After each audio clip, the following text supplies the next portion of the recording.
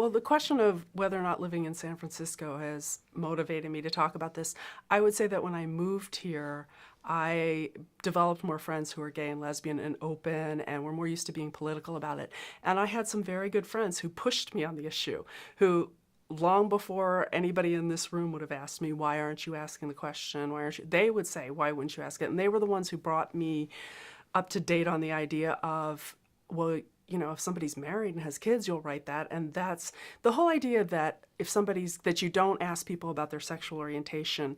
I wouldn't have necessarily gotten how flawed that logic is if somebody hadn't said, when somebody talks about being married and having kids, they're identifying themselves by sexuality, and nobody has a problem with that. And I would say two of my closest friends, Nancy Boudelier, whom I went to college with, who was a high school basketball coach, and she's a poet, she's just brilliant. And she's the person who told me that when people would call her a dyke on the street, she would turn around and smile and say, indeed.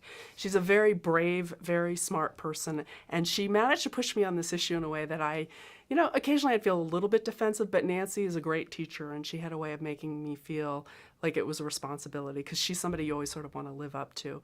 And her partner for years, Maureen Bennett, is also a very good friend of mine, and Maureen is a lawyer and somebody who knows how to push people as well. And they both really challenged me a lot on it. They made me think about it.